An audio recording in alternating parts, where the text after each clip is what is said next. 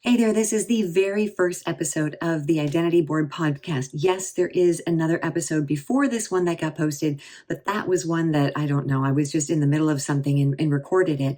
But this actually gives you insight into why I created the Identity Board and workbook and how they can help you know who you are and get what you want. So let's get right into it by starting with this all happened in, well, actually, I need to go back to probably 2013 when I created this framework called Roll With It. Roll With It, it's not rocket science, but ROLL stands for respect, responsibility, and rules. The bedrock for any good, great relationship, especially with yourself, is respect, taking responsibility, following the rules.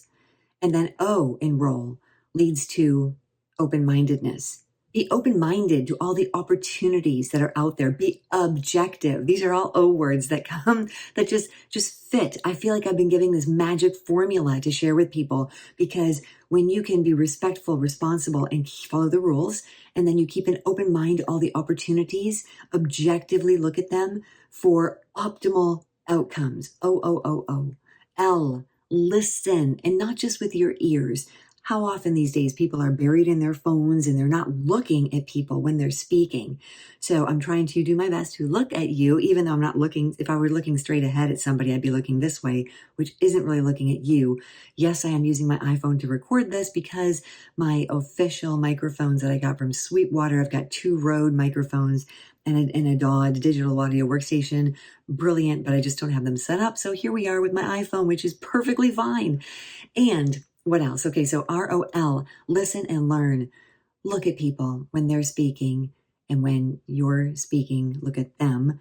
Keep that eye contact going, and even incorporate touch, right? Touch, sometimes when you're talking to people, is something that can be a very powerful connector. So that's the first L. The second L in roll is ROLL, learn. Learn something new every day, especially about yourself, about other people.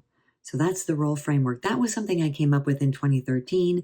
I was homeschooling my kids, and we were doing that project where you put your name down, right? So my name's Susan, Susan, and then you describe yourself according to the letter, come up with words for each letter. And when we were doing that, it was a particularly hard day, and I was like, why can't they just get it? And I'm like, why can't they just roll with it? Why is this always so difficult? And that's how I came up with that idea for respect, responsibility, rules. Keep an open, objective mind for optimal opportunities and outcomes. L, listen with your ears, but also with your eyes. Actively listen. And L, learn. And of course, L stands for love.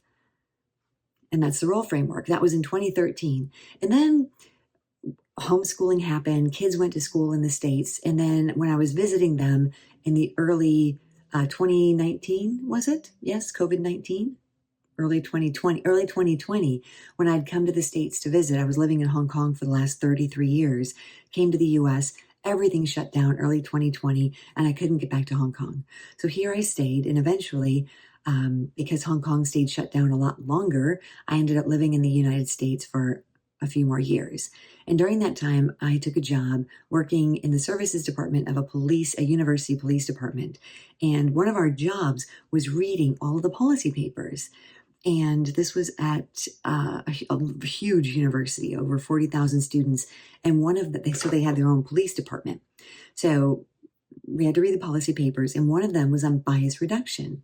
And I thought, I can totally tweak my role framework to come up with a workshop for the police officers to help them with this task that they have of bias reduction. Now, there's a gazillion different types of biases, and cognitive biases and all different types of biases. So in researching them, I applied my role framework. And it was interesting because when I first announced that we were going to do this workshop, the officers were kind of, oh, not another one about bias reduction, because a lot of times it was just very scientific and telling people that we all have biases, and a lot of them are helping us to stay alive. They're very biologically wired in us to form opinions about people and situations before, that we're getting ourselves into so that we can better protect ourselves. But a lot of them, especially these days, are remnants from the past that no longer really serve us in creating good relationships. And in the case of the police, it was the relationship that they had with the community, with the people that they serve. And so I applied my role framework and told them that they had to be respectful, responsible, follow the rules, of course, keep an open mind. And in doing this, we were looking at identity, right? Because a lot of times the biases come from an identity that you can see. And my point was that it's not about what you see, it's everything that is underneath that, underlying that. And so I had a PowerPoint slide up that showed them all their different identities, past, present, their future identities, their constant identities, and how often they change.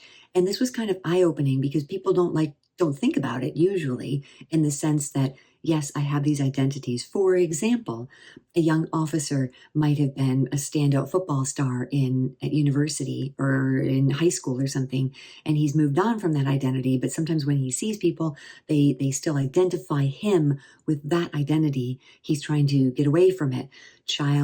Hollywood child stars come to mind when they try to morph from their child identity into one of a more serious, mature actress or actor.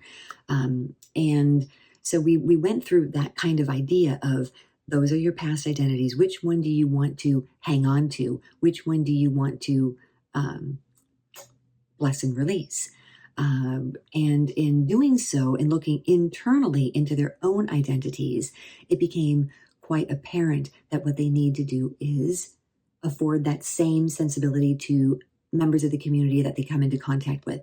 So it really wasn't about don't look at them as this. It was more about, look at yourself and how complicated and complex you are, and how your different identities can be brought out or not, and how those that you deal with, it's the same thing. They have identities that are surface identities, as do you, but sometimes that's not how you want to be identified with. You want to be identified in a different way. We went around the room, and it was interesting how their identities that you don't see were such a part of them. For example, one officer was a drummer, a professional drummer, before he decided to become a police officer. And he was on stage in front of tens of thousands of people as a drummer for major bands. And so that's so much a part of who he is, but you can't see that unless he actually talks about it. And so getting them to realize that what they see is not really the only identity the community presents to them. So asking questions to get more of that identity out, and sharing maybe more of themselves that might form a connection with the members of the community. And so, in not just looking externally, because a lot of the training was always focused on external. And a lot of what I saw coming back from Hong Kong in the US was very externally focused. It's on the other person. It's on what the other person can do for them. It's that victim mentality. It's everything externally focused. And I realized that I was falling into that same trap of looking outside for fulfillment, for what I could, not only what I could do, but what I could get.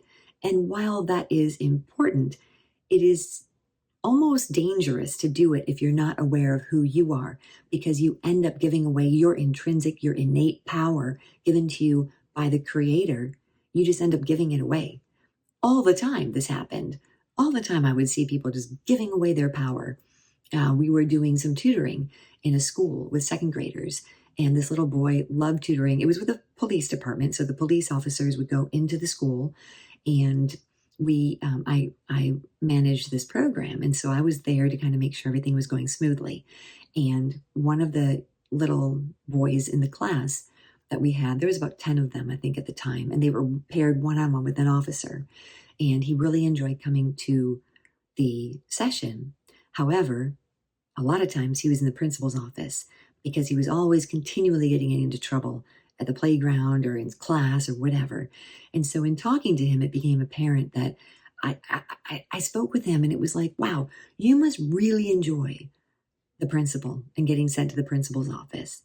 And he was like, no, why would you say that? I hate going there, and they make me do this, and that happened to me, and that happened to me, and everything external was happening to him, and that caused him to go to the principal's office.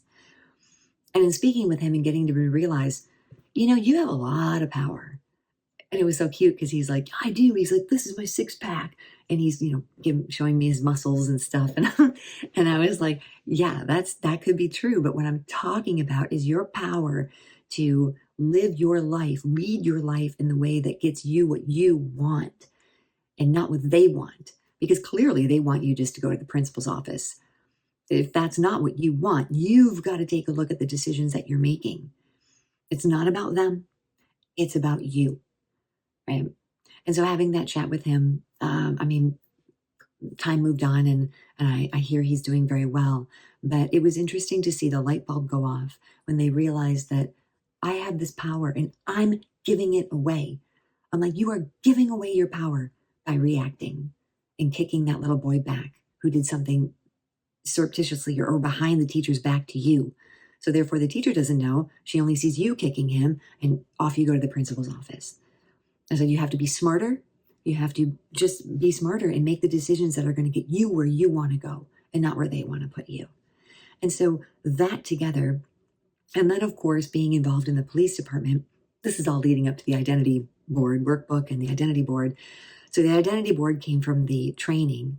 And then speaking more to the students that the police officers were working with, I realized how it was just crazy how everything was externally focused and kids were being brought up to not have any idea who they were themselves and how important it was to hold on to their power and make decisions that were based on what they were going to get. It was all externally motivated. And there was no really intrinsic and internal motivation being developed, at least at schools.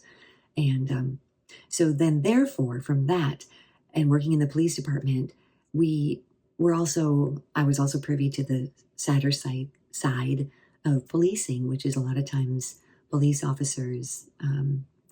Recently in the United States, last few years, I think the tide is turning now a little bit, but maybe not a little bit, maybe a lot.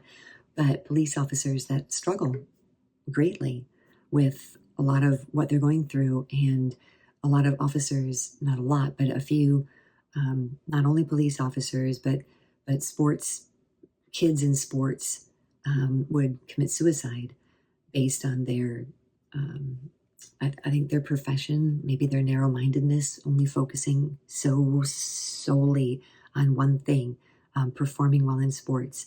And when another part of their life tends to crumble, or when their sports doesn't come with the rewards that they would have expected, even though they're doing everything right and they're trying to, just focus on that, and it doesn't go the way it happens. There was one particular case in particular that just really struck, and it was this girl who took her own life, and on the surface there was absolutely no reason, just no reason that you could see. And of course you can't always know what's going on inside, but this is where I decided that not only do we need to work on identity and building identity within people, was that we needed to have a way that they could see that they're more than just one identity.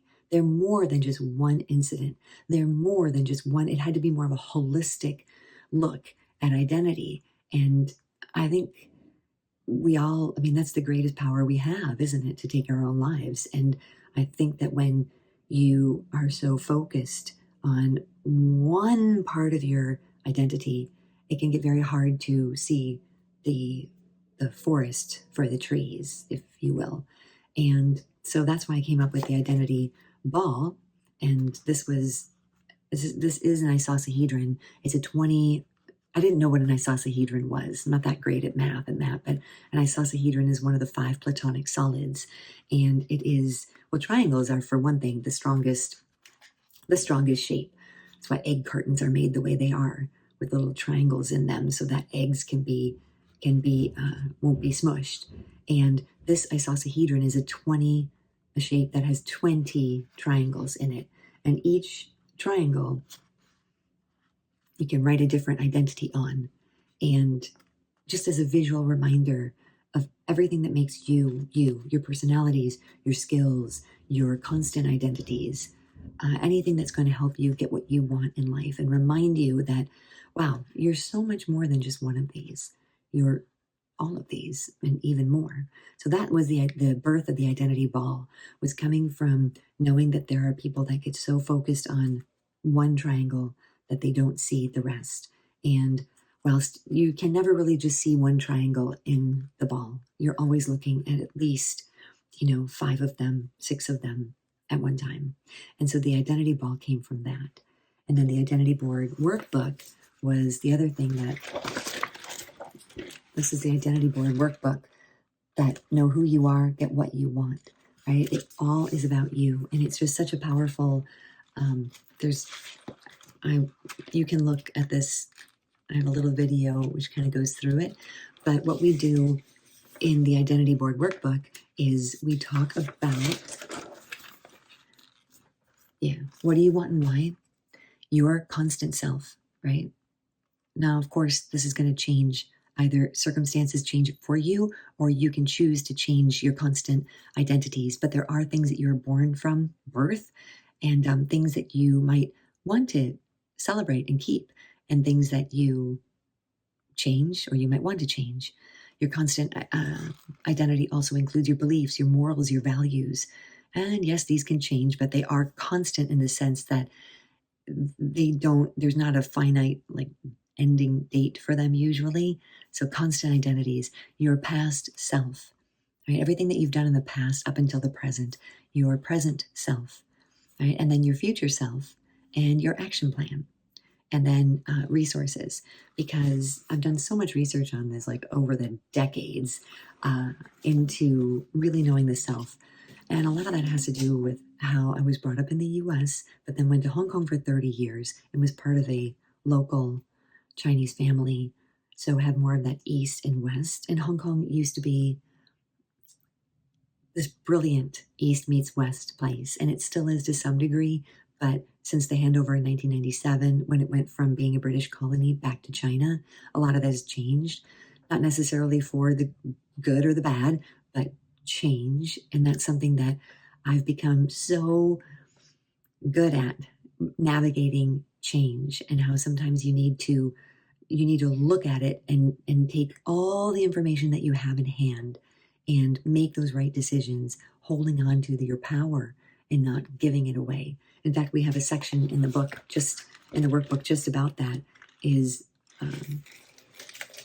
retaining your power, and how you're losing your power, how you can keep your power, retain your power, right? Who's living rent free in your head, coming up with your power team, right? Your power team, a round table of advisors, if you will. And they don't always have to be people that you know. They can be gurus, they can be mentors online that you've never ever met, but that you really like to follow them. Looking at your fears, right? And categorizing your fears, because sometimes fears can be motivating, right? They can be very motivating. So some that you love, some that you just want to leave, and some that you have to live with. Daily habits, we get into your action plan, all of this and more in the Identity Board workbook, and that is going to be available for you to purchase. This is the very first one. I do have it up and available for purchase, but still getting the pieces put together in the back office, in the back end, and have somebody wonderful helping me with that. So that's going to be coming up very, very soon. So if this is the first time you've listened to this and you're really interested in taking control, taking more power, and getting to know who you are so that you get what you want, stay tuned. Subscribe to my podcast. Go to suemarguerite.com, read the blog, and we'll have an email list up soon so you can subscribe and get to know our workshops, our courses, the workbook, the ball. Let's give you back your power, right? Hold on to that power. Know who you are. Get what you want. Take care, and I'll see you next time here on the Identity Board Podcast.